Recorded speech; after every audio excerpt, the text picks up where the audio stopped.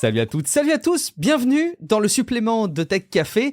Nous enregistrons aussi le 15 novembre 2022, date à laquelle nous avons également enregistré l'épisode hebdomadaire. C'est l'épisode précédent dans ce podcast. Si jamais vous voulez écouter toute l'info fraîche dans les nouvelles technologies, en particulier ce qui se passe du côté de chez Meta avec des petits licenciements, enfin des gros licenciements, plus de 11 000 personnes, chez Amazon également, et puis surtout la faillite de la société FTX dans le monde des crypto-monnaies, les chroniques autour d'Elon Musk et de Twitter. Bon, tout ça, c'est dans l'épisode précédent de Tech Café, mais là, on va prendre le temps de se poser.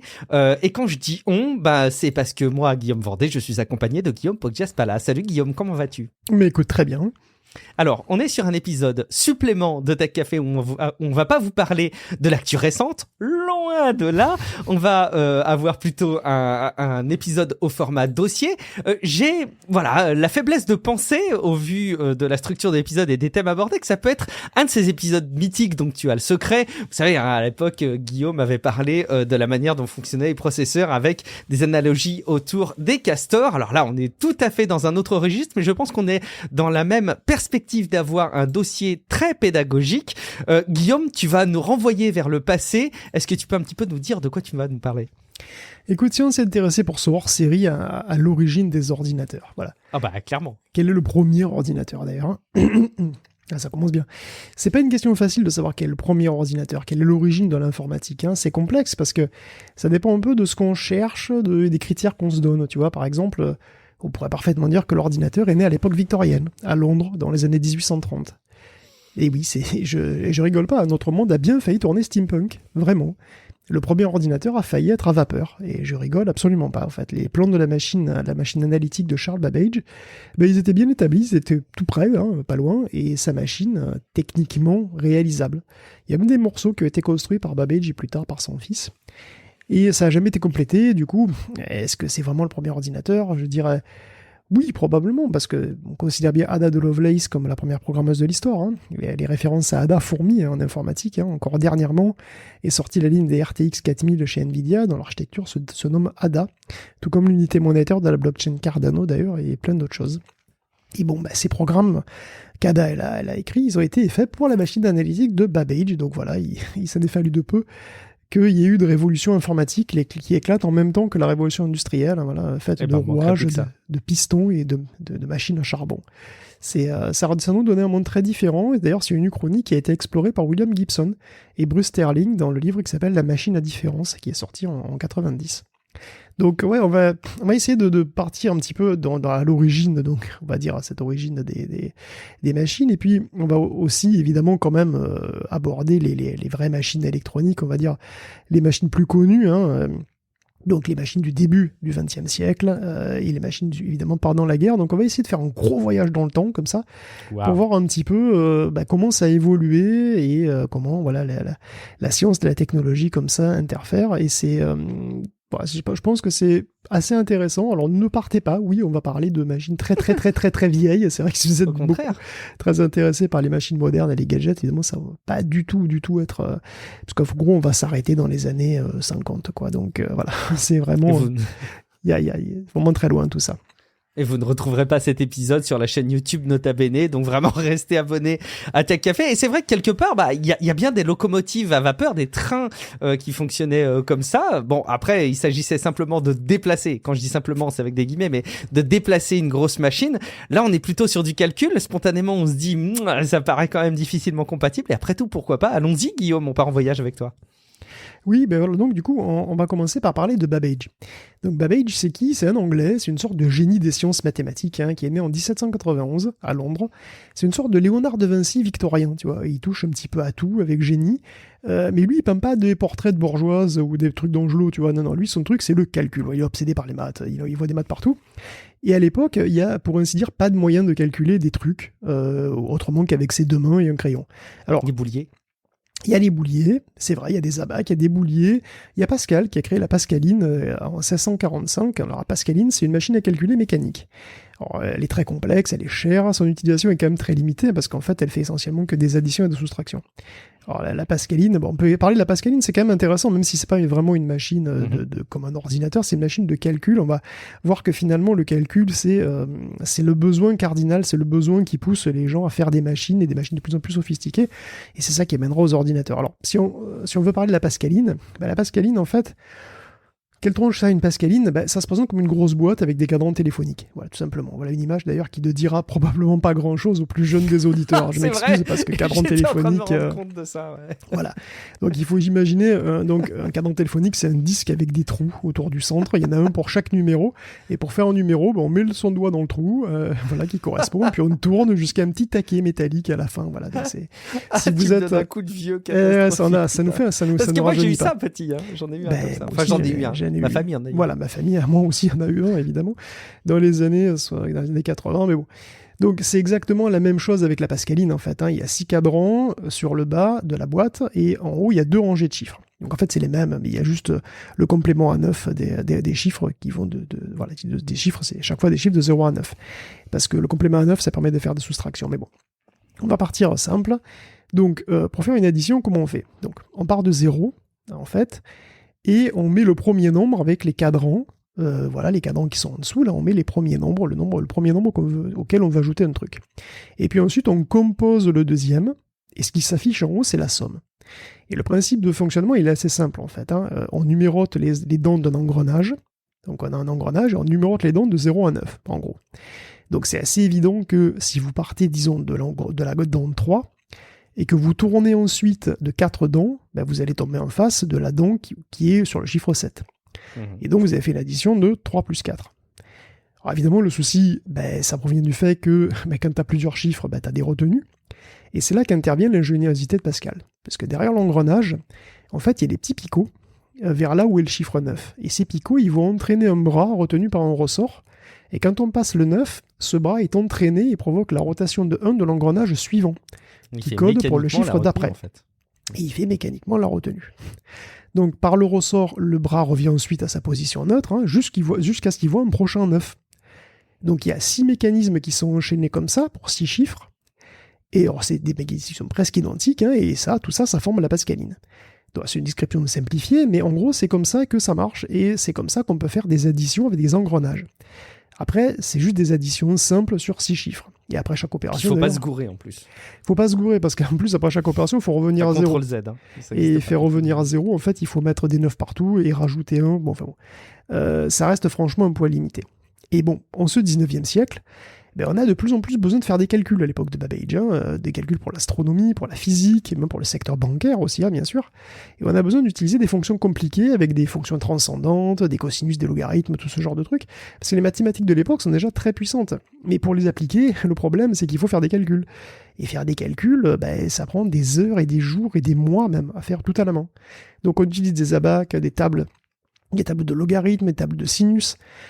Donc en fait, on précalcule tout simplement, et la moindre erreur dans une de ces tables peut faire rater un tir de mortier, ça peut faire rater une nouvelle planète, ça peut faire dérailler une trajectoire. Bon voilà, donc c'est très important de pouvoir faire des tables précises et surtout des tables fiables.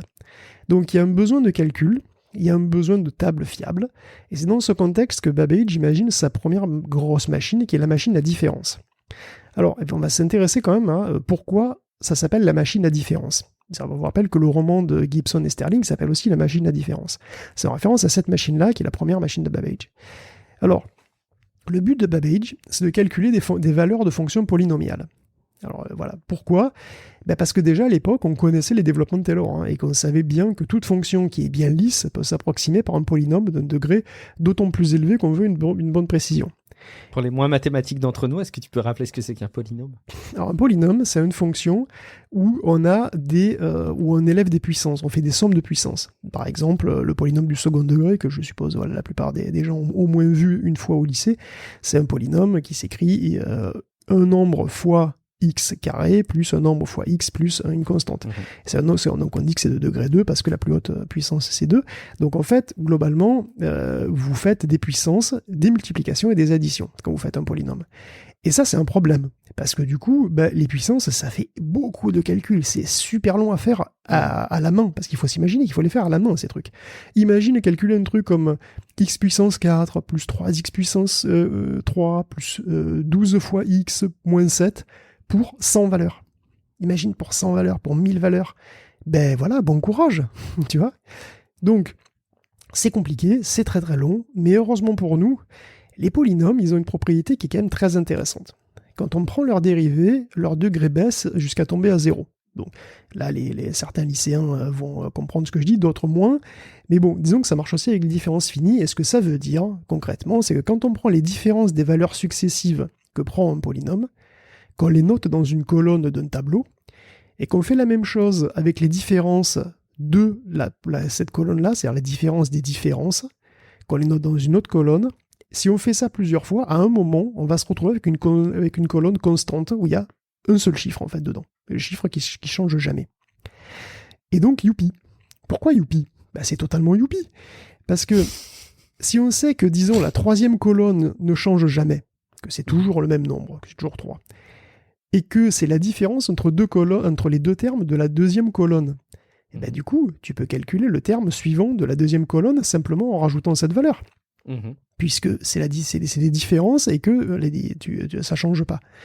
Donc, comme les valeurs de la deuxième colonne sont les différences de celles de la première colonne, on peut calculer le terme suivant de la première colonne simplement en rajoutant cette valeur-ci. Et ainsi de suite. Du coup, si vous avez toutes les valeurs dans toutes les colonnes à un moment donné, vous pouvez calculer les valeurs suivantes en ne faisant que des additions.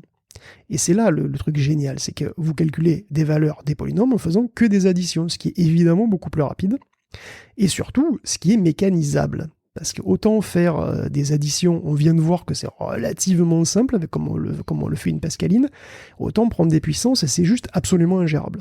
Donc c'est super important de pouvoir réduire tout ce processus à faire que des additions, et évidemment, c'est pour ça que ça s'appelle les machines à différence, parce qu'on va justement gérer ces tableaux de différence. Alors évidemment, on a vu la pascaline que c'était pas trop compliqué à faire, là c'est quand même plus chaud. En particulier, il faut additionner plusieurs fois tout en conservant des valeurs. Et ça pour un grand nombre de chiffres. A priori, donc la pascaline n'avait aucune mémoire. Je rappelle que elle se souvenait pas des opérandes. À chaque étape, là il faut garder les nombres qu'on a, tu vois, il faut garder les nombres d'étape en étape. Donc la machine de Babbage est prévue pour calculer des polynômes de degré 7 avec une précision de 30 chiffres. Ce qui veut dire qu'il va falloir maintenir des colonnes géantes de 30 engrenages. Et on va en avoir 8 piles. Donc voilà, vous imaginez un énorme axe avec une pile de 30 engrenages, comme ça, et vous allez en avoir 8 comme ça, et il va falloir propager des retenues dans l'ensemble de ces chiffres, avec des axes portant des hélices autour de bras qui s'activent à chaque passage des 9. Mais ça, c'est rien.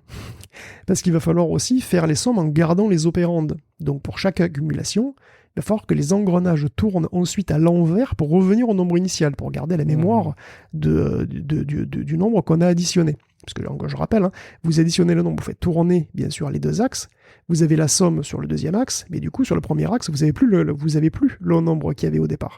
Or nous, on en a besoin. Donc ça veut dire qu'il faut que le nombre il retourne exactement du même nombre de pas dans le sens inverse. Donc pour ça, il y a des axes avec des engrenages partiels qui peuvent engager l'un ou l'autre des axes adjacents ou les deux. C'est-à-dire qu'en fait, vos colonnes d'engrenage elles sont séparées par une troisième colonne d'engrenage qui fait tourner soit l'un, soit l'autre, soit les deux pour remettre les trucs en place. Oh, quelle usine à gaz. Enfin, pardon. Carrément. Très péjoratif quand je dis ça. C'est terrible. C'est terrible. Ça veut dire que ces axes doivent monter ou descendre en rythme. Et tout ça est synchronisé par un système de cam qui est complètement délirant et qui s'actionne via une manivelle qui fait tourner l'ensemble à la force des bras. Alors, je vous passe les mécaniques anti-retour, qui sont là pour s'assurer de l'alignement des dents.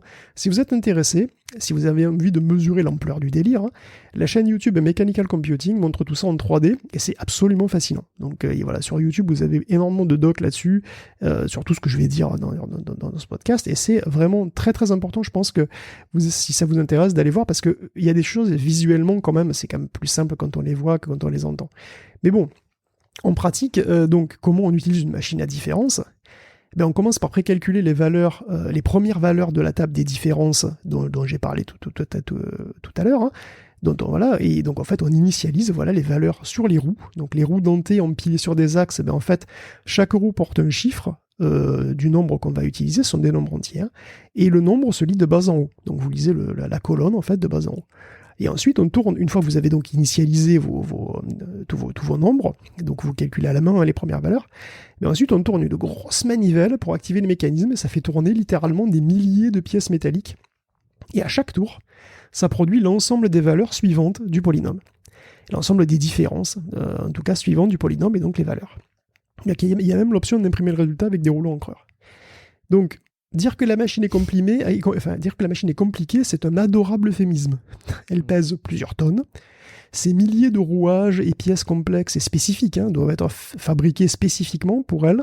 Et puis à l'époque, il n'y avait pas de standardisation des pièces mécaniques de toute façon, donc à fabriquer. Donc ça va coûter une blinde à fabriquer. Et donc après avoir déposé une preuve de concept qui s'appelait la Difference Engine 0, Babbage va demander à la couronne, à la couronne britannique de financer sa machine à différence avec l'aide de Joseph Clement, qui est un des meilleurs ingénieurs mécaniciens de l'époque. Et d'ailleurs Babbage lui-même est un ingénieur mécanicien pas dégueulasse, puisqu'il va créer lui-même plusieurs pièces et des prototypes. Mais ça reste une tâche très très ardue. C'est un peu de l'horlogerie, mais sur une énorme machine de plusieurs tonnes qui pousse la mécanique jusqu'aux limites physiques de l'époque, en fait. Il faut que tout tourne bien, avec le moins de friction, que ça casse pas, malgré le poids, les contraintes, que tout soit actionnable avec une force musculaire humaine, et c'est vraiment pas si évident que ça. En fait, les deux hommes vont travailler 10 ans sur la Difference Engine 1, grosso modo de 1822 à 1833, et à cette date, Clement lâche le projet pour des raisons financières qui paraissent complètement dérisoires aujourd'hui. En fait, il n'a pas été compensé suffisamment pour le déplacement de son atelier. Il a déplacé son atelier près de là où travaille Babbage. Et donc, il y a des bisbilles financières assez mineures, en fait, qui font que tout ça n'aboutira pas. C'est quand même extraordinaire. La Difference Engine 1 n'est jamais terminée. Et c'est peut-être ce qui nous a coûté en mode steampunk. En fait. Ouais. Parce que Babbage, pendant les 10 ans de la construction, il n'a pas fait que ça. Il a pensé à autre chose. Alors déjà, il a pensé à une autre version de la machine, qui sera un peu plus puissante, un peu plus simplifiée surtout. Mais surtout, il a pensé à sa machine analytique. La machine analytique, c'est un autre monde. La machine à différence, c'est un calculateur spécifique. La machine analytique, dont Babbage a tous les plans, c'est un ordinateur. C'est une machine qui possède une mémoire entre 100 et 1000 valeurs, stockées en décimales, donc voilà, c'est des nombres décimaux. Chaque colonne de rouage est un nombre et qui représente donc une valeur dans la mémoire de la machine. Il y a un accumulateur qui opérerait sur une des valeurs stockées. Il y a des cartes perforées qui auraient permis de contrôler le flot d'un programme qui était écrit sous la forme adresse plus opération. La machine avait même la capacité de faire un branchement conditionnel, elle était Turing complète. C'était un ordinateur au sens moderne. Alors, si vous voulez savoir à quoi elle aurait ressemblé, il y a des plans qui ont été faits, et il y a Sidney Padua, qui est un illustrateur entre autres, qui a fait donc une illustration très cartoon et très intéressante de ce à quoi aurait ressemblé cette machine. Donc c'est un truc qui aurait été plus gros qu'une locomotive, facilement de 3 mètres de haut. Vraisemblablement dans la couverture de cet épisode de passage. Oui, et puis tous les liens de toute façon sont dans les notes de l'émission, vous pourrez aller voir ça, et donc ça se présente comme une espèce de truc de 15 mètres de long, et comme d'abord une sorte de mur d'engrenage. C'est un wagon d'engrenage en fait. Complètement, c'est un wagon d'engrenage, ils sont numérotés de façon machine à différence en fait, et ça constitue la mémoire de la machine, donc il y aurait 1000 nombres, jusqu'à 1000 nombres, de 50 chiffres, donc ça fait déjà 5000 engrenages, ne serait-ce que pour ça, ça part bien. Et tout au bout, on aurait la partie CPU, la partie processeur, qui lui est appelée le moulin. Et c'est probablement la machine mécanique la plus complexe qui ait jamais été imaginée par un être humain. Et d'ailleurs, la force nécessaire à actionner tous ces rouages aurait été tellement importante qu'il aurait fallu une machine à vapeur pour faire tourner sa manivelle. Et donc, on aurait eu un ordinateur à vapeur. C'est génial. Donc, Babbage s'était inspiré des métiers à tisser jacquard et des cartes perforées pour programmer la bête. Donc, il y aurait eu plusieurs lecteurs de cartes. En fait, il y en aurait eu un pour les opérations à faire, une pour les variables, entre guillemets, qui se serait occupé en fait de transférer les valeurs de la mémoire dans des piles d'engrenages de travail près du moulin. Donc en fait, c'était des registres en quelque sorte.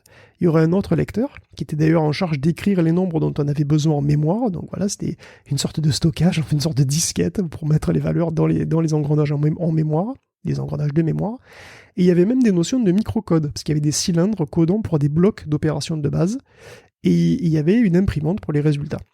Donc si on considère que le Mark I d'Harvard fait à peu près la même chose, on peut considérer que Babbage avait 100 ans d'avance sur son temps. Ça, évidemment, c'est si la machine avait été construite. Alors le problème, c'est que déjà, la machine à différence numéro 1 n'a pas été terminée après 10 ans de travail, ça a été un gouffre financier qui n'aboutit à rien, hein. Donc du coup, on comprend qu'il n'y avait pas beaucoup de gens qui sont enclins à suivre Babbage dans un projet qui doit coûter plus que 50 locomotives, avec une petite incertitude quand même sur le résultat, hein, inhérent à la complexité de l'entreprise et au caractère pas facile du scientifique, hein, parce que Charles, il faut se le faire. Il aurait été plus doué en relations publiques, peut-être qu'il aurait calmé Clément et que son calculateur aurait été en fonction un peu partout dans l'Empire victorien. Empire victorien, chacun le sait, sur lequel le soleil ne se couche jamais. Enfin, bon, il y a bien quelqu'un quand même qui a été séduit par tout ça, ben c'est Ada, voilà, la fameuse Ada de Lovelace. Alors son nom, c'est Augusta Ada King, comtesse de Lovelace. Comme son nom le laisse supposer, c'est pas une miséreuse, hein, pas du tout. Oui, c'est vrai. Voilà. Ça transpire. C'est même la fille de Lord Byron, donc un grand poète anglais dont je vais pas faire semblant de connaître la moindre œuvre, mais enfin quand même. Et donc c'est une petite fille qui est éduquée avec soin, hein, par des percepteurs doués, puisqu'elle développe un goût et un talent pour les mathématiques. Et donc en 1833, Babbage fait une démo d'un morceau fonctionnel de la machine à différence, et Ada y assiste. Et contrairement à la majorité de l'assistance, non seulement elle comprend comment ça marche, mais en plus elle s'intéresse énormément au sujet. Elle a que 17 ans à l'époque, hein, et elle bombarde Babbage de questions, ce qui évidemment le séduit énormément. Donc Charles va encourager et collaborer avec Anna, en fait, tout au long de sa courte vie, hein, malheureusement, parce que Ada va mourir jeune d'un cancer de l'utérus. Elle avait une santé très fragile. Et donc Babbage va recommander à Ada un mathématicien qui est plutôt connu, hein, pour faire son éducation, puisque c'est De Morgan. Oui, et vous vous souvenez peut-être des lois de Morgan.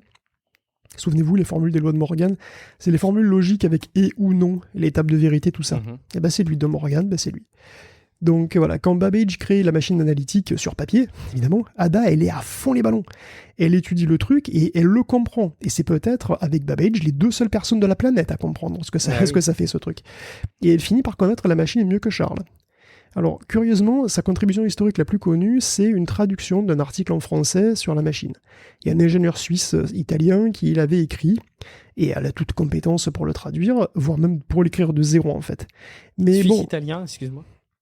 Ouais, c'est un ingénieur suisse/italien qui a écrit en français, qui a écrit sur la machine analytique qu'il avait vue. Et Ada, en fait, en fait une traduction, mais vraiment sa plus grosse contribution, c'est les notes qui accompagnent la traduction, qui sont beaucoup plus longues que l'article lui-même.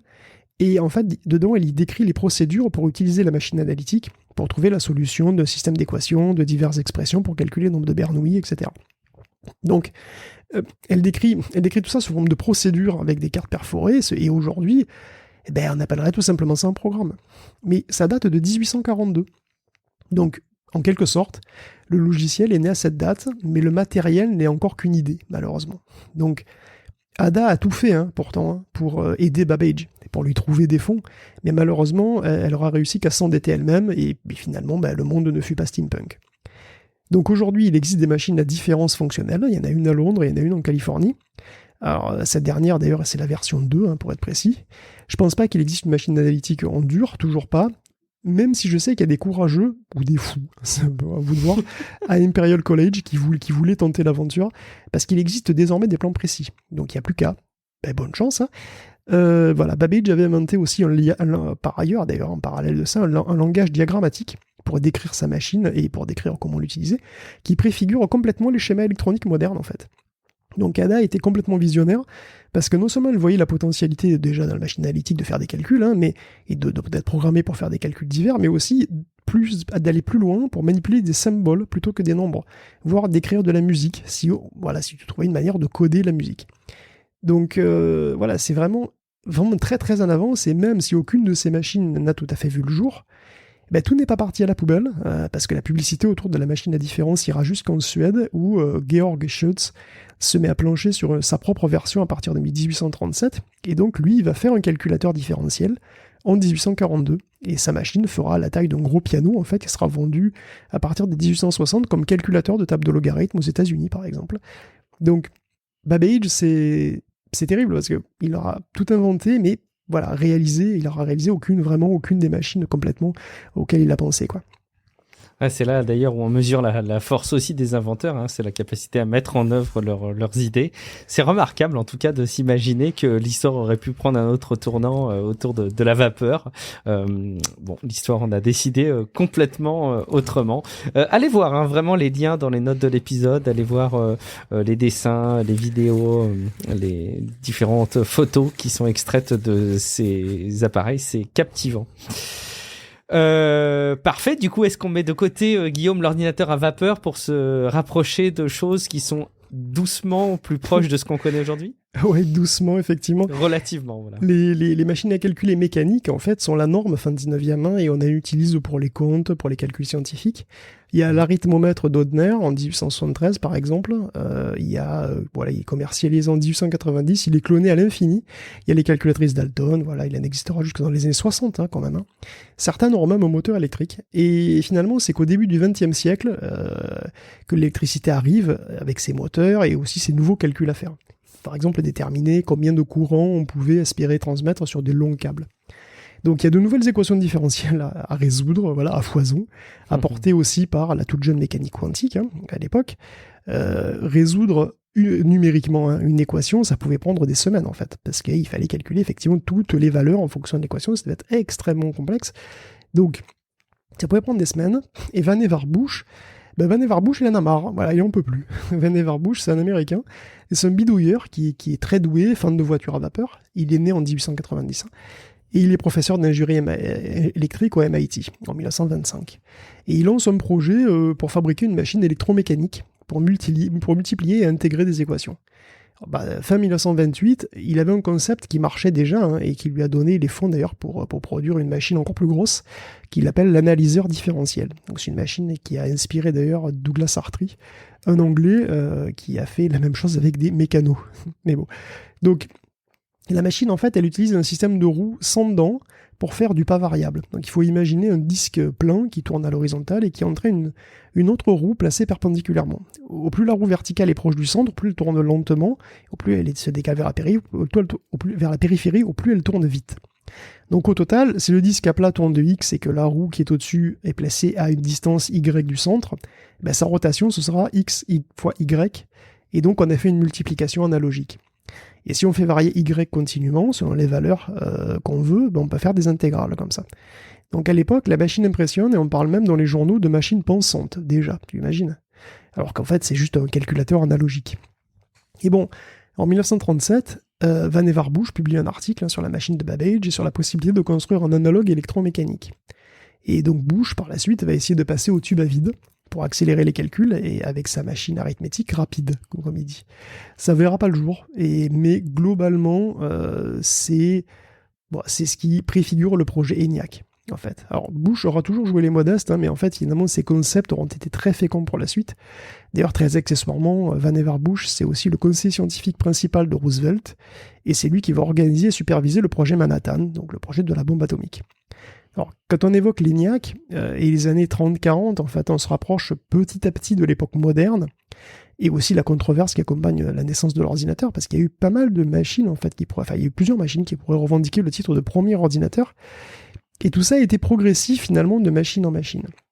Alors, puisqu'on parle de machines électromécaniques, c'est peut-être le moment de parler du Mark I.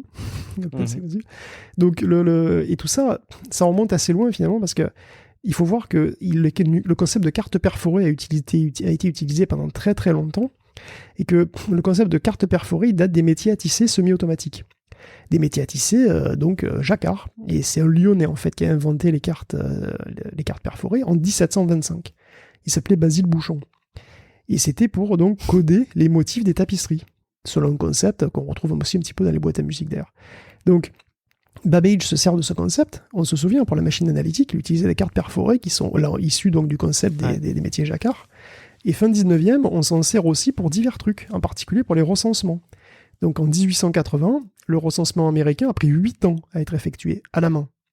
Et il est devenu obligatoire dans la loi d'en faire un recensement tous les 10 ans. Et avec une population qui augmente régulièrement et assez rapidement, un système automatisé, ça serait super quand même. Parce que voilà, c'est une procédure complexe, le recensement. Il faut recenser selon le sexe, le statut marital, les enfants, etc. Il faut compter tout ça. Et donc, pour automatiser tout ça, pour automatiser ce processus, il y a un gars qui s'appelle Hermann Hollerith, qui s'inspire des cartes perforées, mais au lieu qu'elles contiennent un programme comme pour les métiers à tisser, elles vont contenir des données, en fait, à âge, sexe et compagnie. Et donc, pour le recensement de 1890, 100 millions de cartes ont été générées, puis remplies, entre guillemets, avec les données de chacun, et passées dans une machine tabulatrice. Alors, machine tabulatrice, tu passes ta carte perforée, et après, tu as des picots qui descendent. Donc, s'il y a un trou, le picot, il passe à travers le trou, et le picot, il plonge dans un récipient de mercure qui est placé en dessous. Bon, le mercure, c'est du métal, donc s'il y a un trou, ça passe dans le mercure, et le courant passe par ce picot. S'il n'y a pas de trou, le picot, il passe pas, et donc il n'y a pas de courant. Donc, c'est là vraiment le même fonctionnement que les métiers à tisser, mais un peu évolué, en fait. Et voilà, et du coup, tu sais s'il y a de courant ou s'il n'y a pas de courant, tu sais exactement ce qu'il y a sur la carte, tu l'as codé de manière électrique, tout simplement. Donc tout ça, ça a alimenté ensuite un accumulateur électromécanique, parce qu'on sait qu'on peut faire des accumulateurs maintenant mécaniques, donc on peut faire des accumulateurs électromécaniques. Et en 1900, on a utilisé aussi ce système pour faire le recensement avec succès. Donc Hollerith va breveter son invention, il va créer sa boîte, et il va y avoir une multiplication de compagnies qui font de la tabulation, tabuler des trucs, c'est-à-dire faire des cartes perforées, tabuler des cartes perforées, et ensuite les recenser, et les compter en quelque sorte. Et en 1911, il y a 4 boîtes de tabulation qui seront fusionnées pour créer une boîte qui s'appelle CTR. CTR, ça veut dire Computing Tabulating Record. Et dans les années 20, il y a des imprimantes qui sont rajoutées aussi à ce genre de trucs, etc. Il y a Bull qui rentre dans ce business de la tabulation. Et en 1924, CTR, je vous parle de CTR pourquoi ? Parce qu'en 1924, CTR va être renommé en IBM, International Business Machine, pour signifier l'extension donc de ses activités à l'international. Bon, extension parfois malheureuse, puisqu'elle inclut des belle collaboration avec l'Allemagne nazie pendant la guerre. Le PDG de la filiale allemande d'IBM était un partisan hitlérien d'ailleurs, et d'ailleurs les relations commerciales avec l'Allemagne se sont poursuivies. Et en 1933 d'ailleurs, ils ont fait le recensement, un recensement en Allemagne qui a peut-être été utile pour identifier certains types de populations. Mais bon, c'est pas le sujet du jour, on va dire. Donc, à cette époque-là, il y avait donc des machines mécaniques ou électromécaniques qui pouvaient effectuer déjà des calculs en masse. C'est ça le truc, c'est que tu fais du calcul massif en fait. Quand tu fais un recensement, tu fais du calcul massif. Donc la plupart du temps, tu peux faire des calculs aussi en recablant les machines. Tu peux aussi éventuellement changer un petit peu les calculs que tu peux faire. Donc en faisant des recablages, tu peux changer les calculs. Les programmes, c'était les câblages quelque part. Et les données étaient sur les cartes perforées, et les résultats étaient aussi imprimés sur du papier. Donc, par exemple, si on prend un IBM 400 de 1933, c'est un truc qui pouvait tabuler 550 cartes par minute, par exemple. Et donc, dans ce contexte où les machines sont électromécaniques, on a des cartes perforées, on peut lire les trucs dessus, etc., on sait manipuler ce genre de trucs, il y a un gars qui s'appelle Howard Aiken qui va créer l'ASCC chez IBM, et c'est une sorte d'extension des machines tabulatrices. Donc ASCC, ça veut dire Automatic Sequence Controlled Calculator, et c'est un monstre de 765 000 composants, mêlant pièces mécaniques, relais et interrupteurs, qui pèse 4 tonnes, et qui a été officiellement livré en 1944. Donc c'est une machine qui sera livrée à l'université d'Harvard, et donc elle sera connue sous le nom de Harvard Mark I. Donc c'est un calculateur automatique qui lit les données et aussi les programmes sur 2 cartes perforées, séparées. Enfin c'est même plutôt des rubans perforés en fait. Et le truc fait furieusement penser à une machine de Babbage sous stéroïdes en fait. Il y a un axe mécanique de 15 mètres qui tournait pour synchroniser l'ensemble avec un gros moteur électrique. Il y avait une mémoire de 72 au nombre de 23 chiffres. Et faire une multiplication, ça prenait 6 secondes. Une division, ça prenait 15 secondes. Et pour faire un sinus, il te faut à peu près 1 minute. Pas tant que ça, en fait. Oui, ça dépend combien de temps à faire, évidemment. Mais donc, la machine ne sait pas faire de branchement. En fait, si tu veux faire une boucle, tu fais boucler le ruban du programme littéralement. C'est-à-dire que tu fais une boucle avec les cartes perforées. Ton ruban perforé, tu le fais boucler, et après, il passe, et ça fait une boucle physique, tout simplement. C'est marrant. C'est basique, mais c'est là-dessus que Grace Hopper s'est formée à la programmation. Grace Hopper, elle a quand même une brillante carrière. C'est elle qui sera à l'initiative de plusieurs langages, dont le COBOL. On a parlé effectivement de Grace Hopper lors de son décès, si je dis pas de bêtises. Et oui, elle est malheureusement décédée cette année. Donc le Mark I aura une descendance jusqu'au Mark IV, en fait. Et le Mark I, Est-ce que c'est le premier ordinateur pour autant? Ça se discute. Et en plus, le Mark I, c'est pas un ordinateur qui est produit en série non plus. Hein. Il marque pas le début de l'extrême dominance d'IBM sur le marché de l'informatique non plus, puisqu'il va être extrêmement dominant dans les années 50 et jusqu'aux années 80-90. Ça viendra plus tard. Ça, c'est une histoire très intéressante d'ailleurs, qui est intimement liée au papa d'IBM, qui s'appelle Thomas Watson, et au ratage commercial d'Eckert et Mauchly, qui voulaient transformer leur expertise sur l'ENIAC en un produit viable, et qui n'ont pas réussi à transformer l'essai en fait, et qui seront finalement doublés par IBM. C'est au bon moment, on va en reparler, c'est vrai que c'est quand même très intéressant. L'ENIAC, l'ENIAC, c'est un nom qui est très connu, c'est souvent considéré comme le premier ordinateur digital. L'histoire est compliquée, et justement, j'aimerais bien en parler maintenant, parce qu'il y a une controverse assez rigolote, et un procès dans les années 50 pour savoir qui, de l'ENIAC ou de l'ABC, a été le premier ordinateur fonctionnel, et la justice a tranché pour l'ABC, la justice américaine. En quoi il peut y avoir un procès pour savoir qui est le premier? C'est complexe. À la limite, t'as un procès quand il y en a un qui embête l'autre, mais être le premier, tu vois. Non, mais ça, c'est parce que c'est une histoire de brevet, bien sûr. On est aux États-Unis, et donc c'est une histoire de fric et de brevet. Ok, excuse-moi. Mais forcément qu'il y ait un peu d'argent pour un procès. Évidemment, sinon. Mais même avant ça, en fait, si dans l'ensemble on connaît un peu tous ces noms, ENIAC, Mark I, tout ça, vaguement, c'est parce que c'est les noms qui sont de notre côté, en fait, du côté allié. Or, le premier ordinateur, il est peut-être né de l'autre côté, du côté de l'Axe, du côté allemand. Et en fait, il est peut-être né dès 1936, grâce au travail de Konrad Zuse. La guerre a joué un rôle important dans le développement des ordinateurs. Hein. Les nouveaux besoins en calcul simulent encore les recherches, et puis évidemment, il y a les trajectoires balistiques, le besoin de calculer les trajectoires balistiques qui va exploser lors de la guerre. Il y a des besoins de cryptanalyse aussi, qui ont été extrêmement importants, puis ils ont conduit au Colossus, le Colossus anglais, près de Bletchley Park, où le travail de Turing et son équipe sont devenus légendaires. Il y a même eu un film là-dessus, hein, on en avait parlé. Le nom Mark I d'ailleurs peut être une source de confusion, parce qu'on vient de parler du Mark I d'Harvard aux États-Unis, mais aussi le Colossus Mark I, qui est donc une machine anglaise, qui sera opérationnel dès 1943, et qui était un calculateur électronique binaire, avec une horloge à 5 kHz, et qui se programmait avec des interrupteurs et par câblage aussi. Donc, mais bon, le Colossus, comme la bombe de Turing, c'est un calculateur créé spécifiquement pour casser des codes secrets. En fait, il n'est pas vraiment polyvalent, il n'est pas vraiment Turing complet. Mais Zuse, lui, par contre, de son côté, développe des machines assez sophistiquées qui seront virtuellement inconnues de l'Occident jusque vers 1950. Elles seront utilisées pour des calculs dans l'aviation principalement, mais voilà, elles n'ont pas changé le cours de la guerre. Peut-être heureusement, mais elles sont quand même notables. Alors, qui est Zuse? C'est vrai, parce que c'est peut-être un nom un peu moins connu. Rien à voir avec l'alcool. Pas Suze, Zuse.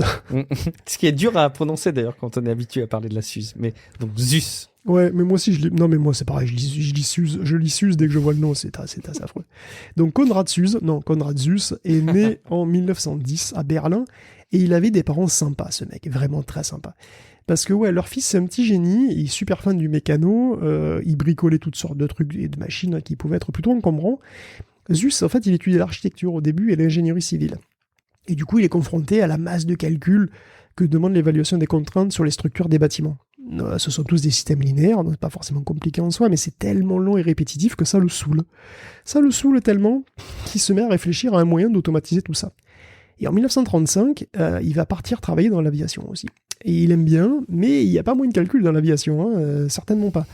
Donc du coup, en 1936, il se met à travailler sur ce qui deviendra le Z1, sa première machine. Alors le Z1, c'est vraiment un ordinateur artisanal, hein. C'est totalement mécanique. C'est construit dans le living room de ses parents. C'est très sympa, je vous dis, vraiment, ses parents. Déjà, décidément, le mythe du garage a des origines bien plus profondes qu'on ne le pense. Ah, mais tu sais que c'est exactement ça, hein. C'est l'Apple I fait dans le garage. C'est ça. C'est exactement pareil. Le Z1, il a été fait dans le living room des parents de Zuse. Et il utilisait un petit moteur électrique et du film 35 mm comme support de carte perforée. Donc en fait, tu perforais, c'est du film 35 mm, c'est du film de cinéma, hein, tout simplement, que tu perforais aux bons endroits. Mais le plus frappant avec le Z1, c'est qu'il utilise déjà le binaire. Et il est même capable de calculer en virgule flottante. Par contre, il faisait que des additions et des soustractions. Alors le binaire, c'est quand même une super idée. Parce que ça simplifie énormément le design mécanique. T'imagines bien, plus besoin de roues dentées par centaines, quoi. Hein. Alors, pas simple à programmer, le Z3 était néanmoins Turing complet. Et le binaire a permis à Zuse, en fait, de réaliser le rêve de Babbage, alors qu'il n'avait même pas connaissance de ses travaux. Enfin, presque, parce que bon, le côté artisanal du Z1 fait que c'est une machine qui pétait en gros toutes les 2 minutes. Ah. Et oui, donc Zeus a amélioré le Z1 en passant à des relais, donc des relais électromécaniques pour le Z2, qui est devenu un ordinateur électromécanique et qui est calculé sur 16 bits à une vitesse de 5 cycles par seconde. Attention. Et bon, il pétait aussi toutes les 2 minutes, mais par un miracle cosmique, il a fonctionné tout du long lors de la démo que Zeus a fait à Alfred Teichmann, qui est un ingénieur aéronautique qui a été suffisamment impressionné par le truc pour financer la 3e machine, le Z3 donc, que j'ai par inadvertance déjà mentionné en fait. Donc Teichmann va superviser le projet, il va le garder secret en fait, comme une sorte d'atout militaire pour l'aviation. Alors à l'époque, et peut-être fort heureusement pour nous, l'Allemagne n'a pas beaucoup d'intérêt pour les ordinateurs. Voilà, trop long à mettre au point, trop incertain, on ne sait pas trop à quoi ça sert. Bon. Donc Zeus et Helmut Schreier, donc un de ses potes, ont proposé une machine pour la cryptographie quand même, un petit peu comme du côté allié, mais l'armée a jugé que ça prenait trop de temps, trop compliqué à mettre au point, donc ils s'en foutaient. Bon, malgré ça, en 1941, Zeus donc inaugure son Z3, un ordinateur à relais basé sur des portes logiques binaires qui est tout à fait Turing complet et qui est contrôlé toujours par un film à 35 mm. Le problème, c'est que le Z3 est très très lent quand même. Donc entre 3 et 5 secondes pour faire une multiplication, une mémoire qui était que de 24 nombres de 22 bits. Il a quand même été utilisé pour faire des calculs dans l'aviation. Et le ministère de l'Aviation va même financer donc en 42, il va financer donc le Z4. Et en 42, Zeus fonde sa compagnie qui s'appelle Zeus Apparatbau. Et d'ailleurs, il faut noter que Zeus c'est pas vraiment un scientifique en fait. C'est un ingénieur et ce qu'il cherche c'est de commercialiser ses trucs. Il cherche pas à publier des articles de recherche en fait, il partage peu, il communique peu. Intellectuellement, il est très isolé, même en Allemagne en fait, c'est pas du tout le même profil que Turing ou von Neumann, tu vois, pas du tout. Donc voilà, donc après le Z3, il y a le Z4, qui est en partie électronique, qui était un peu plus rapide, avec plus de mémoire, et qui a été utilisé pour des profils d'ailes d'avion, globalement. Mais c'est vrai que les Allemands n'étaient pas super intéressés par les ordinateurs. Alors l'histoire du Z4, elle est assez rocambolesque, parce que tous ses grands frères, le Z1, le Z2, le Z3, ont tous été détruits par les bombardements. Mais Zeus, qui sentait la fin arriver, a carrément déménagé le Z4 et l'a emporté avec lui. Alors ça rentre pas dans une valise, le Z4, mais dans un camion, ouais. Donc il a pris un camion, il a tout foutu en vrac dans le camion, et il l'a baladé vers le sud de l'Allemagne, comme ça, il s'est baladé un peu partout, en fait, en compagnie de tu sais qui, Werner von Braun. Et oui, et une brochette d'ingénieurs, donc qui vont bientôt intégrer les labos américains pour fabriquer les fusées, on sait bien. Et donc, finalement, après toutes ces pérégrinations, il s'est posé à Hinterstein, dans les Alpes, et il a caché le Z4 dans un grenier, au milieu des caisses de pommes. Et les locaux ont remarqué un truc un peu bizarre, et quand ils ont vu le machin, ils ont pris peur, ils se sont dit, mais putain, mais c'est quoi, c'est une arme secrète d'Hitler, qu'est-ce qui se passe? Et finalement, il s'est expliqué, puis il a été pris par les Alliés aussi, mais bon, voilà, il a fini par s'expliquer. On a très vite compris que c'était assez inoffensif, donc il a été libéré, et après il s'est installé à Zurich, et c'est d'ailleurs là que l'ETH Zurich, c'est l'institut de maths appliqué en fait de Zurich, qui va acquérir le Z4, et qui va s'en servir jusqu'en 1955. Et le Z4 existe toujours. Voilà, donc c'est peut-être le plus vieil ordinateur qui a survécu, et il est dans un musée à Munich. Au passage, juste, on est quand même sur des histoires où systématiquement les parents sont très gentils parce que permettre la construction du Z1 dans le salon, c'est quand même très gentil de la part des parents. Moi, je n'aurais pas cette patience. Tu vois. T'as vu la photo d'un Z1, toi? Oui, c'est ça, je regardais en même temps et je vois que c'est quand même à la fois pas forcément... Alors, ça peut être sexy pour les amateurs d'informatique et de mécanique. Dans un salon, il y a plus sexy, quoi, je pense, pour l'époque. Et puis, c'est un peu encombrant quand même. Mais bon. Et du coup, ça nous amène à ABC.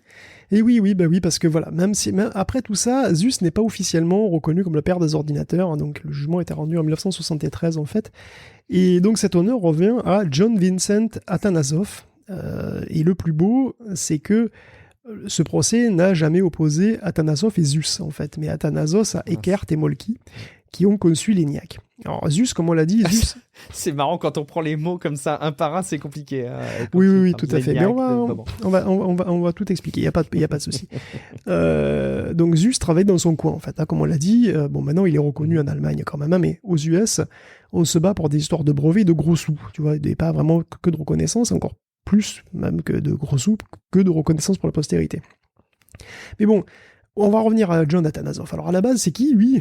John Atanasoff, c'est un physicien qui fait de la physique théorique, et bon, bah c'est classique, hein, vous êtes habitués maintenant, il doit résoudre des équations de monstres, ça prend la vie des rats à faire à la main, il en peut plus, et pourtant, il a à sa disposition des étudiants en thèse à exploiter gratuitement.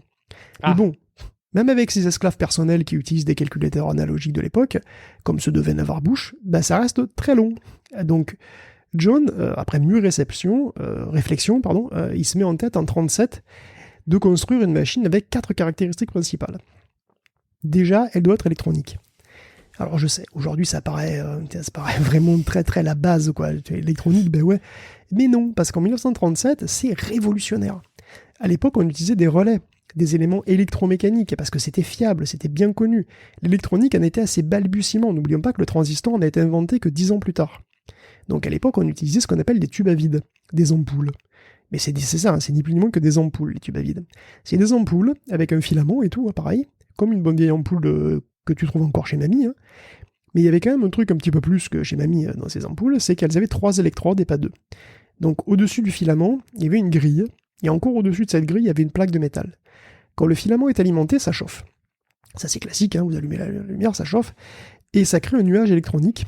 Les électrons ont envie de bouger. Voilà, ils en peuvent plus, ils ont envie de bouger, ça chauffe.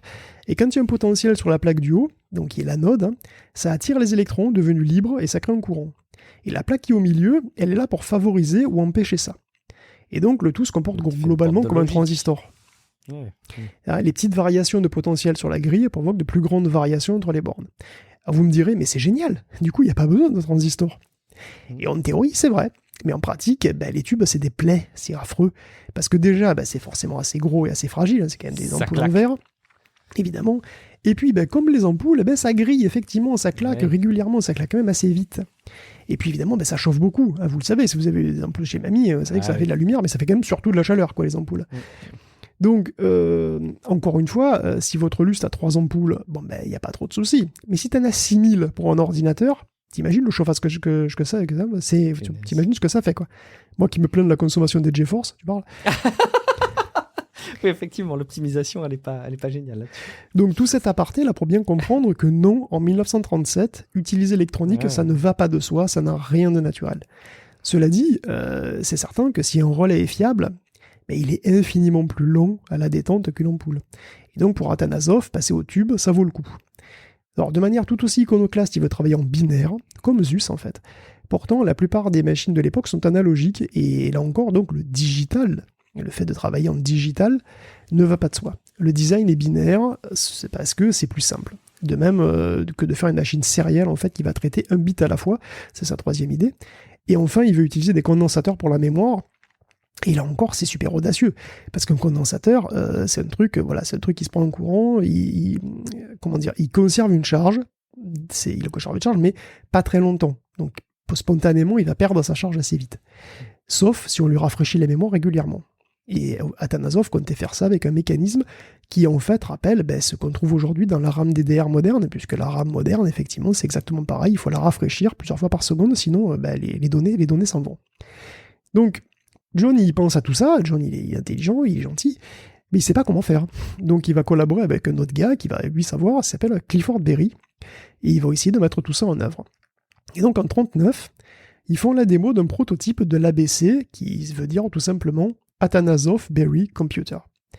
L'université de l'Iowa leur octroie même une bourse pour continuer tout ça, et l'ABC dans cette version a déjà 800 ampoules.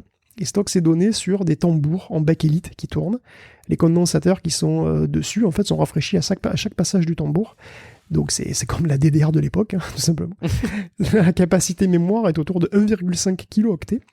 Ça fait des additions ou des soustractions, et les données sont fournies par carte perforée, encore une fois. Alors ça partait bien. Malheureusement, l'ABC a jamais été terminé. Lui non plus. Et oui, son développement a été interrompu par la guerre, en fait, tout simplement. Et du coup, il n'a jamais résolu la moindre équation. Atanasoff a été mobilisé dans la division acoustique de la Navy.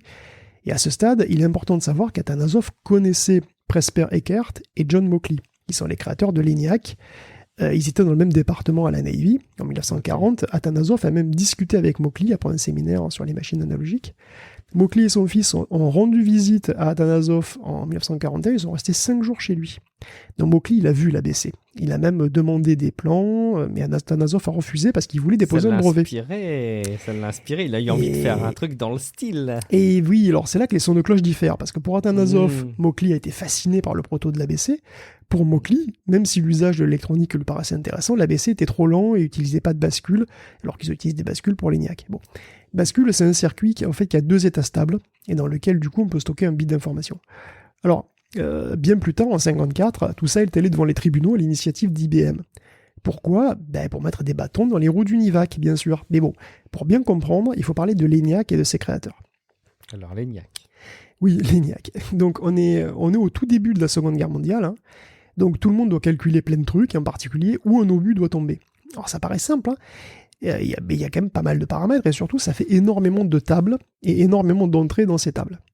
Donc, pour calculer ces tables balistiques, il faut des gens, des armées de calculateurs, des calculateurs humains. Et oui, pour faire une table, et donc pour des valeurs de paramètres spécifiques, il faut à peu près 3 mois de travail à 150 personnes, avec des aides analogiques. Hein. Et donc il y avait un labo pour ça, qui s'appelait le US Ballistic Research Laboratory. Et à cette époque, John Mauchly, il est mathématicien à l'Université de Pennsylvanie, et il travaille au département d'ingénierie électrique, et il s'intéresse fort aux tubes à vide, pour accélérer les calculs, justement. Donc lui, il hésite encore entre analogique et digital, parce que analogique, c'est plus simple. En fait, les nombres sont encodés directement dans des quantités physiques, si tu veux. Le digital, par contre, c'est plus précis, parce que du coup, il n'y a pas de problème d'approximation. Un nombre, c'est un nombre, quoi. Et donc, avec un collègue qui s'appelle Prosper Eckert, ils se mettent à essayer quand même de faire un calculateur avec des tubes à vide, et ils veulent l'appeler l'ENIAC pour Electronic Numerical Integrator and Calculator. Bon, raisonnablement, l'ENIAC n'aurait pas dû être construit, en fait, hein, parce qu'il est tellement monstrueux que sans la motivation de doubler l'adversaire pendant une guerre, je ne sais pas si on se serait lancé en 1943 hein, dans la construction d'un truc qui a 18 000 ampoules et qui consommait 150 kW. L'énergie de la guerre amène à des ressources insoupçonnées, quand même. Et oui, parce qu'il a été construit et il a marché. Mais par contre, il est sorti en 1945. Donc l'ENIAC est littéralement arrivé après la guerre. Dommage. Et il a tenu ses promesses. Dommage. Je me comprends. Peut-être dommage, effectivement. En tout cas, il a tenu ses promesses. Hein. Il faisait une addition en 0,2 millisecondes. Ah la vache, ouais, ça, on est tout de suite sur des ordres de grandeur très différents de ce qu'on avait avant. Exactement. Et il pouvait tenir 20 heures sans tomber en panne. Ah oui. C'est quand même fabuleux. Ouais, génial. Mais pas beaucoup plus. Alors, changer les ampoules, en fait, ça faisait partie du boulot des opérateurs de l'ENIAC. Hein. C'était la routine totale. L'entretien. Voilà, la différence hardware-software était vraiment pas claire à l'époque. Hein. L'ENIAC, c'était une sorte de collection de circuits logiques qu'on pouvait connecter un peu comme on le voulait en rebranchant physiquement les trucs, les panneaux les uns aux autres. Donc, programmer, c'était recabler. Et ça pouvait prendre des jours à faire tous les recablages. C'était tellement compliqué que ça pouvait prendre des jours et des jours. Alors, à l'époque, ça choquait personne, hein, notez bien. Genre, c'était normal. C'est dire, oui, ok, où est le problème ? Le Mark 1, il faisait pas mieux du tout. C'est exactement la même chose. Mais l'ENIAC est digital, alors que le Mark 1, la machine Daiken, dont j'ai parlé au début, elle utilisait des relais. Donc, l'ENIAC est électronique, alors que le Mark 1 était électromécanique. Alors, détail rigolo, il est digital, mais pas binaire. L'ENIAC fonctionnait en décimal. C'est fou, hein. Donc il utilisait des nombres décimaux et pas des nombres binaires. Donc, et c'est un écho historique assez dingue, en fait, parce que l'ENIAC utilisait des compteurs électroniques, mais des compteurs quand même, qui étaient basés sur plusieurs bascules enchaînées. Et ces compteurs, en fait, ils agissaient exactement comme des roues.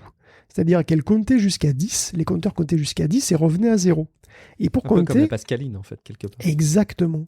Pour compter, l'ENIAC utilisait des compteurs enchaînés pour les retenues, et il faisait une addition, en quelque sorte, en faisant tourner ces roues le bon nombre de fois, exactement comme la machine à différence de Babbage, mais en version électronique.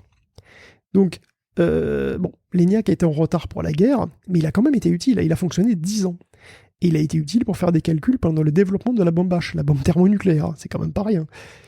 Alors, il a aussi beaucoup capturé l'imaginaire du public, il faut dire, parce que il faut voir ce que c'était. Hein. C'était le truc ne rentre pas dans ta maison, quoi. C'était un truc absolument monstrueux, taille énorme. Il y avait des lumières de tous les côtés, et il a calculé à une vitesse prodigieuse. Rends-toi compte, il a réussi à simuler la trajectoire d'un obus en 20 secondes. Il a calculé la trajectoire d'un obus en 20 secondes, donc il y a 20 secondes, il savait où il allait taper, alors que l'obus lui-même a mis 30 secondes à arriver à destination.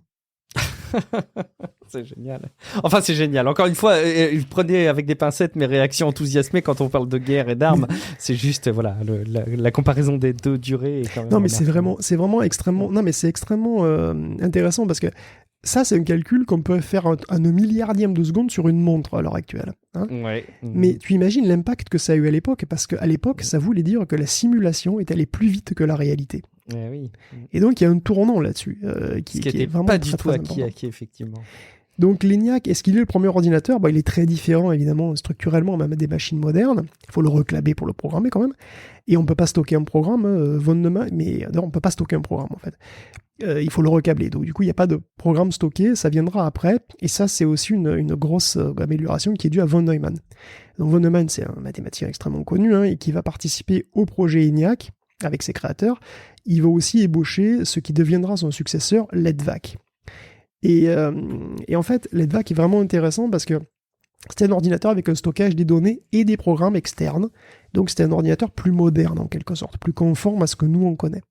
Et c'est un truc qui est livré en 1949, et EDVAC, ça veut dire Electronic Discrete Variable Automatic Computer. Donc au-delà du fait que c'est vraiment pas sexy comme nom, on sent bien que c'est un truc pour les mathématiciens, pour les scientifiques, tu vois, c'est vraiment pas un truc commercial, c'est un truc, oulala, voilà, c'est... En aucun cas, on pensait qu'un particulier pourrait avoir envie d'avoir un ordinateur. C'est vraiment easy. C'est un petit peu encombrant de toute façon. C'est ça. Donc l'EDVAC avait une mémoire de 5,5 kilooctets. Il utilisait 12 000 diodes et 6 000 tubes. Donc on commence à avoir un peu plus d'électronique. Il était dans la sobriété. Il consommait que 56 kilowatts. Bon, il pesait presque 8 tonnes quand même. C'était quand même pas mal. Et ce qui est marrant avec l'EDVAC, c'est que Eckert et Moltke se sont barrés avant la fin des travaux. Donc il a été construit à l'université de Pennsylvanie, et l'université de Pennsylvanie, elle est maline, elle voulait que toutes ses inventions soient brevetées sous son nom. Donc en fait, elle récupère les brevets, elle les revend et tout, bon, ça fait un petit peu de pognon comme ça. Mais les deux gars, là, Eckert et Moltke, ils ont refusé de céder leurs droits, et ils sont partis fonder leur propre boîte, qui s'appelait à l'époque The Electronic Control Company, voilà, compagnie de contrôle électronique. Et là encore, l'histoire se répète, puisque comme Hollerith en son temps, ils sont allés voir le bureau du recensement américain pour leur première commande. Parce qu'à l'époque, le recensement 1950, il arrive à grands pas, et on utilise toujours le système de tabulation. Ce dont je vous ai parlé, qu'on utilise depuis 1900. Qui a déjà été un progrès en son temps, mais exactement. Il fallait faire évoluer du coup. Donc la tabulation, c'est super, mais bon, en 1950, ça devient un poil limite avec la population de l'époque aux États-Unis. Et donc leur bureau, le bureau, là, il leur commande un truc, un calculateur qui s'appelle l'UNIVAC. Donc en 1946, le bureau du recensement commande le premier UNIVAC pour $350 000. Alors, UNIVAC, c'est Universal Automated Computer. Ça commence à être un petit peu plus simple, un peu plus évocateur. Et c'est sans doute le premier ordinateur commercial de l'histoire. Voilà, c'est pas un truc qui est fabriqué dans un labo par des scientifiques, non, c'est un truc industriel. Alors, au total, il va avoir 4 clients. C'est génial, c'est inespéré. 4 clients, c'est fou. Et ils vont se lancer dans le stockage sur bande magnétique aussi. Et ça, c'est vraiment révolutionnaire pour le coup. Il est sexy, il est sous la forme d'un bureau quand je regarde les images. Pas du tout. Non, je me trompe alors. Non, mais c'est pas ça. Mais ça, c'est juste la console. L'UNIVAC, c'est la pièce qui est autour. Ah d'accord, ok. Parce que je me disais, il paraît super compact par rapport aux ordinateurs et même. Non. Okay. Il faut bien se rendre compte qu'à l'époque, vous n'avez pas un ordinateur, vous êtes dans l'ordinateur. C'est-à-dire que vous rentrez dans une immense pièce, et dans cette immense pièce, vous avez les composants de l'ordinateur tout autour de vous. Vous êtes à l'intérieur de l'ordinateur. Donc l'UNIVAC, c'est une pièce entière. Ceci étant, l'approche de la console, c'est déjà une première étape dans l'expérience de l'interface homme-machine, quelque part, non ? Oui, mais il fallait bien une interface. Donc, en fait, dans un ordinateur de l'époque, tu as toujours donc l'imprimante qui sort les résultats, et puis tu as toujours à l'époque, je sais pas si tu avais déjà un clavier avec un télétype, mais tu avais forcément toujours des lecteurs de cartes perforées, et tu avais les perforatrices probablement aussi qui venaient avec. Donc voilà, tu avais disons divers périphériques en fait, qui étaient intégrés dans la pièce où il y avait l'ordinateur, et chaque armoire était une partie des composants de l'ordinateur. Et donc l'UNIVAC a cette tronche-là. Donc les bandes magnétiques, ça commence là d'ailleurs. Et bon, industriellement, ça a été une catastrophe. Je suis désolé. Et oui, parce que l'Electronic Control Company enquille problème sur problème, sur retard, sur dette, et elle finit dans la sauce complètement. Donc elle sera rachetée par Remington en 1950. Et donc Univac débarque quand même, ça c'est quand même fort, mais en 1951. C'est dommage. Alors, c'est quand même un succès médiatique, parce que il s'est passé un truc assez marrant. L'UNIVAC a fait la une des journaux en 1952, parce qu'il a prédit, entre guillemets, la victoire d'Eisenhower. Alors à l'époque, il y a Eisenhower Stevenson qui était donc en course pour la Maison Blanche, et Stevenson était le grand favori en fait. Et on a utilisé un UNIVAC pour calculer les résultats partiels beaucoup plus vite que d'habitude. D'accord. Et en fait, l'UNIVAC a donné Eisenhower gagnant et personne n'y a cru. Et quand on s'est rendu compte que vraiment Eisenhower a gagné et que l'ordinateur avait eu raison sur les humains qui lui avaient donné tort, ça a énormément frappé l'imagination. Donc voilà, donc l'UNIVAC était commercialisé par Remington et ça aurait pu devenir le premier titan de l'informatique, Remington. Sauf que non. Décidément, on les a tous passés en revue, les candidats possibles. Mais... Et non, c'est une autre boîte qui va réussir à tirer son épingle du jeu, qui s'appelle IBM. Et tout ça, c'est vrai que c'est quand même grâce au flair de son président, Thomas Watson. Justement, on enchaîne avec IBM et Thomas Watson, du coup. Oui, parce qu'il faut revenir sur IBM pour conclure un peu cet épisode, parce que son président de l'époque, c'est vraiment un sacré numéro. Alors, le premier président d'IBM, il est né en 1874, et c'est un génie des affaires, et c'est un génie de la vente. C'est un vendeur hors pair. Bon marketeur. C'était un marketeur de fou furieux. Il a commencé comme vendeur itinérant de machines à coudre et de caisses enregistreuses. Il était incroyablement doué. D'ailleurs, il est devenu le chouchou du patron de NCR, qui était la boîte de l'époque. C'est une boîte qui a fait fortune, parfois en s'arrangeant un petit peu avec la légalité. Et ça a coûté assez cher, d'ailleurs, puisque il y a eu des poursuites judiciaires, Watson a été poursuivi aussi, mais bon. Donc, Watson se retrouve viré à 40 balais, et en 1914, il prend la tête d'une autre boîte qui est en train de couler complètement, et qui fait de la tabulation. Donc, à l'époque, souvenez-vous, les machines tabulatrices sont les reines de l'automatisation, de l'industrie de l'information de l'époque. Cette boîte, elle s'appelle CTR, qu'on a déjà évoqué, c'est Computing Tabulating Record, je beau truc comme ça. Bon, fort de son expérience dans les caisses enregistreuses et son talent pour le business en général, il va redresser la boîte. Et en fait, on a déjà dit qu'il allait la renommer IBM en 1924. Donc tout va bien, c'est cool, mais il veut aller encore plus loin et il veut mécaniser le monde. Il a vraiment une vision vraiment assez... Il a une vision qui est... Il est assez visionnaire et puis il veut surtout faire beaucoup de pognon, tu vois. Et donc mécaniser le monde et donner des machines à tout le monde, créer la demande, évidemment, c'est la manière de faire beaucoup de pognon, et donc il veut devenir le roi de la machine.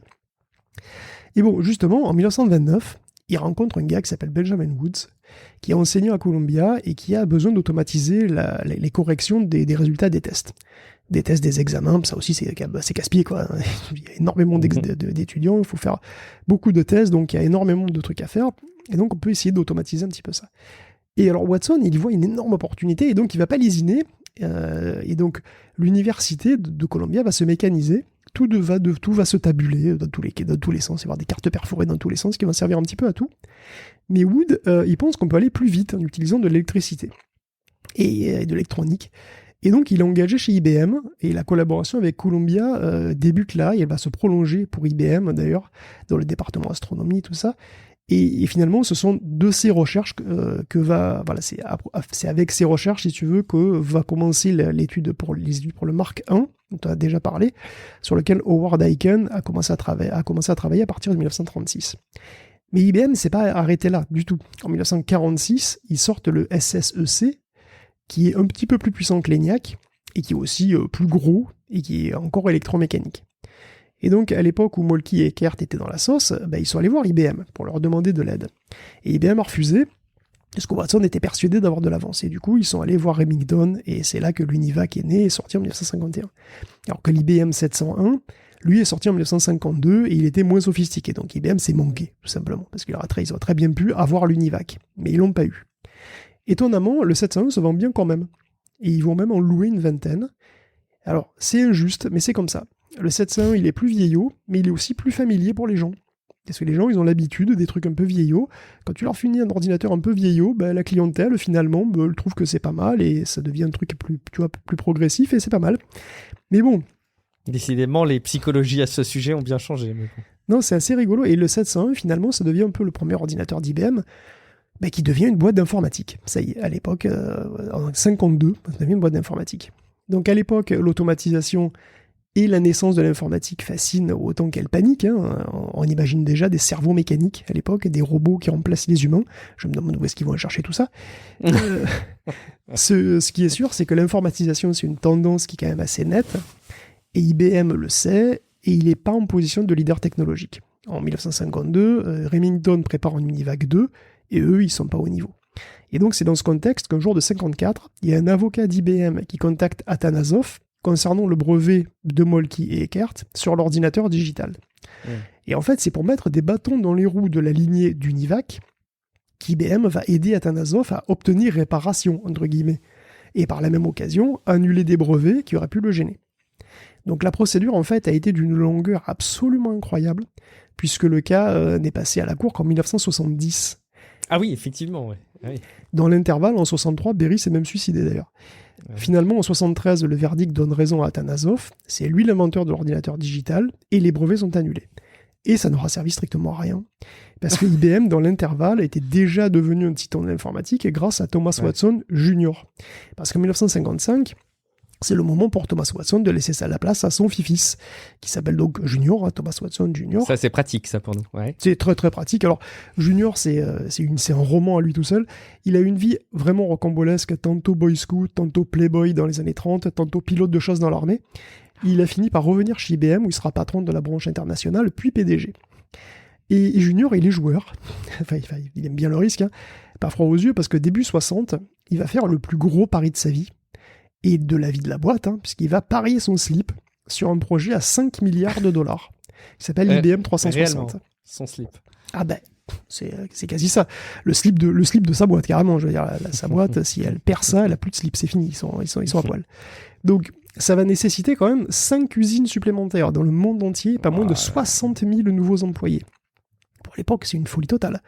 C'est un budget qui est supérieur... Même aujourd'hui. Même aujourd'hui. Non, mais il faut dire... Attends, à l'époque, c'est supérieur au budget de développement de la bombe atomique. C'est un truc de fou furieux. Mais c'est parce qu'en fait, l'IBM 360, c'est pas juste un ordinateur. C'est toute une gamme de machines pour des entreprises de toutes les tailles. En fait, c'est un système modulaire de machines, de processeurs et de périphériques qui sont compatibles entre eux et qui s'adaptent à tout. Aussi bien aux calculs scientifiques qu'aux autres business. Parce que c'est fondamental, en fait. L'informatique va devenir une commodité. Elle est plus réservée aux universités ou à la NASA. Elle va s'ouvrir au business avec un grand B. Et ça, c'est un marché monstrueux qu'IBM veut capter avec la ligne 360. Et ça a failli rater, d'ailleurs. Parce que d'emblée, le projet comprenait déjà 6 processeurs à mettre au point en même temps. Il a fallu tout faire de zéro, les machines, les normes, les périphériques, les logiciels système. John Backus, d'ailleurs, qui est l'inventeur du Fortran, estimait que c'était trop ambitieux qu'il n'y arriverait jamais. Le système, qui s'appelle OS 360, était particulièrement en retard. En 1963, ils ont bien cru qu'il n'y arriverait pas. Et en fait, pour être honnête, ils n'y sont pas arrivés. Si les machines sont sorties en 64, en fait, c'est qu'en 65 qu'elles ont commencé à être fiables, disponibles en quantité, etc. Mais bon, un modèle 30, donc le plus petit de 1964, donc de cette lignée, avait une mémoire de 8 kilooctets, et il traite typiquement quelques dizaines de milliers d'instructions par seconde. Et surtout, il introduit des concepts familiers. Donc il standardise l'usage de l'octet, et voilà. Donc la mémoire s'adresse octet par octet. Il établit un format de nombre flottant, l'usage des bandes magnétiques. Globalement, c'est une machine moderne, entre guillemets, avec ses 16 registres, ses interruptions et tout le tout-team. Il y a un bus standard pour tout connecter. Ça préfigure l'ISA, le PCI, le SCSI et compagnie.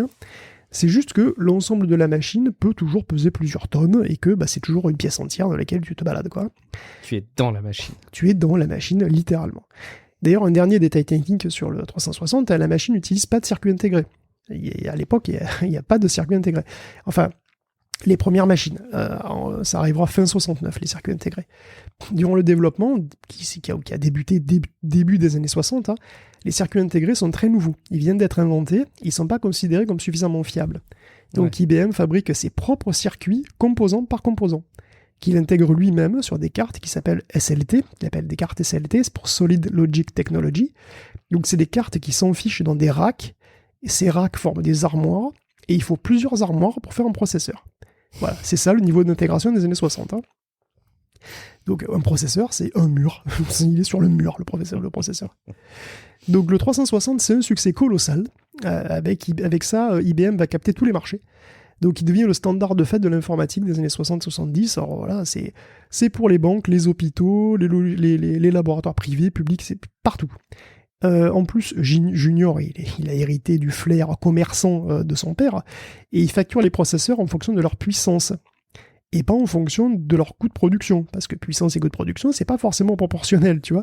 Du coup, ça rapporte un max de pognon à IBM, et donc il y a beaucoup d'ordinateurs de l'époque qui finiront par être quasi identiques ou compatibles avec la famille 360, dont l'Univac 9000, d'ailleurs. Et il a eu une influence énorme sur l'histoire de l'informatique. Il a fait d'IBM le colosse qu'on connaît aujourd'hui. Et d'ailleurs, l'architecture du 360, l'architecte du 360, c'est Gene Amdahl, un autre grand nom d'informatique. Enfin, c'est une autre histoire, on va dire. Qui en aurait en premier concurrent et à quelle époque d'IBM vraiment sur cette IBM sur ce segment. Sur le segment du mainframe, IBM n'a pas de concurrence jusqu'à dans les années 90. Ah la vache, il a fallu quand même un moment, donc on imagine effectivement l'historique qu'ils ont sur le sujet. C'est génial. Donc voilà, c'est un petit tour d'horizon alors c'est un petit tour d'horizon où je trouve que, enfin, je sais pas si vous l'avez senti, ou pas, mais je trouve qu'on voit bien à quel point l'avènement des ordinateurs est lié à la science, en fait, je trouve. Dans les deux sens, quelque part. Qu'est-ce que tu veux dire par là ? La science d'une époque conditionne sa technologie, son ingénierie. Donc pour faire des machines mécaniques, il faut une bonne connaissance des métaux, de leur physique, il faut savoir les produire, tout simplement. Pour faire de grosses machines, il faut des métaux légers, solides, il faut savoir faire des ressorts, il faut savoir quand les contraintes sont trop importantes. Voilà, pour faire des machines à vapeur, il faut maîtriser la thermodynamique. Et tout ça, ça a donné la révolution industrielle, ni plus ni moins. Et puis après, on a su maîtriser l'électricité. Donc la produire déjà, la conduire, la transformer, il a fallu plein de scientifiques pour ça, Volta, Ampère, Ohm, Coulomb et toute compagnie là. Et on a eu des moteurs électriques et des machines analogiques aussi du coup. Et puis on a pu faire des relais et représenter des informations autrement, comme dans le Z3 ou le Mark I. Mais pour faire ces relais, les relais c'est des aimants, c'est des électroaimants, donc il faut des électroaimants, donc il faut connaître la théorie de l'électromagnétique. Et puis ensuite, on a développé nos connaissances sur les atomes et sur les électrons. Et c'est nécessaire de bien connaître leur comportement parce que sinon, tu peux pas créer des tubes à vide. Et c'est les tubes à vide qui vont propulser la vitesse incroyable de l'ENIAC. Tu vois. Mais cette électronique, elle n'est pas basée sur des semi-conducteurs. L'ENIAC, c'est de l'électronique, mais pas des semi-conducteurs. Parce qu'à l'époque, la mécanique quantique, elle est très jeune. On connaît ça encore assez mal. Elle n'est pas encore vraiment appliquée des masses. Et donc, il y aura plein d'idées pendant de très longues périodes pour faire des mémoires, par exemple, sans semi-conducteurs. Les mémoires à mercure de l'Univac, les lecteurs magnétiques plus tard. Quand la mécanique quantique a permis d'étudier plus finement les propriétés des matériaux, on a pu fabriquer et utiliser des semi-conducteurs. Et ça a donné le transistor, qui a permis de se débarrasser des tubes et de fabriquer des ordinateurs en grande série. Ça a permis aussi de mettre au point des lasers, de mettre au point des LED, etc. Et puis la chimie, l'optique, tout un tas d'innovations en ingénierie, en sciences des matériaux ont ensuite permis l'avènement des circuits intégrés. Et puis des microprocesseurs. Et bien sûr, en retour, la technologie a nourri la science. Tu vois, les tables numériques faites par les machines mécaniques, les intégrateurs analogiques qui ont permis de résoudre des équations différentielles complexes. Pardon. J'ai perdu avec les tables numériques, mais tu peux continuer puisque c'est enregistré. Excuse-moi. D'accord. Et voilà, de construire ça, résoudre des équations, ça a permis de construire des structures, des bâtiments plus complexes, des machines plus complexes. Tu vois, l'ENIAC a été utilisé pour faire des calculs de physique nucléaire. Et aujourd'hui, voilà, pas la peine d'en dire plus, quoi. Il suffit d'écouter Tech Café, voilà, vous savez à quel point la technologie est importante dans la science, etc. Donc on voit bien cette espèce d'aller-retour comme ça entre science et technologie, et donc en particulier les ordinateurs. Ouais, et ce qui est aussi intéressant de relever, c'est que tout à l'heure on disait que l'histoire quelque part des calculateurs aurait pu prendre une autre tournure avec plus de développement de machines à vapeur. Je pense qu'in fine on en serait arrivé quand même aux mêmes situations qu'aujourd'hui. Je pense que l'histoire, si son déroulement aurait pu s'écrire tout à fait différemment, et on a vu que ça a tenu à peu de choses, j'imagine quand même que les évolutions des choses amènent logiquement à la situation d'aujourd'hui. Je vois mal comment on pourrait vivre aujourd'hui avec des progrès qui auraient amené à des fonctionnements. Ah, c'est intéressant ça. Tu penses que ça aurait pu progresser autant que ça a progressé aujourd'hui? Non, pas autant, mais ça aurait très bien pu, par exemple, si on avait eu une révolution informatique 100 ans plus tôt, ce qui aurait été théoriquement possible, peut-être que ça aurait justement, soit ça aurait accéléré les choses parce qu'on aurait eu accès à des puissances de calcul mécaniques plus tôt. Ça aurait pu accélérer les choses. Au contraire, ça aurait pu les ralentir parce qu'on n'aurait pas ressenti le besoin de faire autrement. Tu vois, donc c'est difficile, toujours très difficile d'imaginer des scénarios qui soient différents de ce qu'on a vécu, mais en réalité, ça aurait très bien pu influencer beaucoup de choses dans les deux sens. Hein. Les jeux électromécaniques auraient pu être là beaucoup plus vite, les modèles économiques auraient pu être totalement différents, les forces en puissance, enfin, si tu veux, peut-être qu'avoir un ordinateur, des ordinateurs probablement à vapeur, ça aurait donné une puissance colossale à l'Angleterre, qui aurait donc conservé une influence plus grande, peut-être que ça aurait modifié les enjeux politiques. Tu sais, tout est possible, on peut tout imaginer comme uchronie. C'est génial. Et justement, si on part dans les uchronies, je dérive un tout petit peu, mais justement, on parle de steampunk et d'uchronie. Est-ce que toi, tu as spontanément une œuvre qui te vient, je te piège un peu, hein, parce qu'il n'y a rien dans le conducteur à ce sujet-là, mais que tu pourrais préconiser aux auditeurs? Moi, j'avoue que j'ai certaines idées de jeux de rôle, mais j'ai pas de... Vous pouvez lire La Machine à différence, c'est plus une enquête policière, en fait, un petit peu, mais c'est La Machine à différence, donc de Gibson. Et Bruce Sterling, donc pourquoi pas, si t'as des idées, si t'as des idées de jeux de rôle, ça peut être marrant. Bon, écoute, je vais ressortir en tout cas mes petits documentaires. Je vous mettrai peut-être quelques petites références dans les notes de l'épisode, mais je me note en tout cas La Machine à différence de Gibson et Sterling. Merci beaucoup Guillaume, c'est hyper intéressant et du coup ça me fait réfléchir parce qu'on pourrait avoir un monde d'aujourd'hui peut-être plus différent que je n'imagine. Merci beaucoup. J'espère en tout cas que ça vous aura intéressé autant que moi j'aurais appris de choses dans cet épisode supplément de Tech Café. Donc vous voyez qu'on est allé assez loin du suivi de l'actu tech bien chaude, mais que c'est intéressant parfois de prendre le temps de se poser et de regarder un petit peu en arrière pour voir comment sont arrivées les choses. Si jamais tout ça, ça vous a intéressé, là aussi, si ça vous a permis d'avoir quelques sourires et quelques leviers de connaissances supplémentaires, vous connaissez les liens incontournables, patreon.com/techcafé pour soutenir financièrement Tech Café, et puis surtout, ce qui compte aussi, c'est d'avoir vos avis, vos retours. Vous les avez dans les commentaires de l'article qui accompagne la publication de cet épisode sur techcafé.fr. Vous avez aussi la possibilité de déposer un avis sur Apple Podcast, sur Podcast Addict, ou même de venir en échanger entre vous et avec nous sur Discord. Merci en tout cas beaucoup pour votre fidélité. Guillaume, si jamais on veut encore te solliciter à ce sujet, si jamais on veut discuter avec toi des perspectives historiques des innovations technologiques, où est-ce qu'on peut te joindre aujourd'hui sur Internet ? On me retrouve dans mon salon en train d'essayer de refaire un Univac en mécano.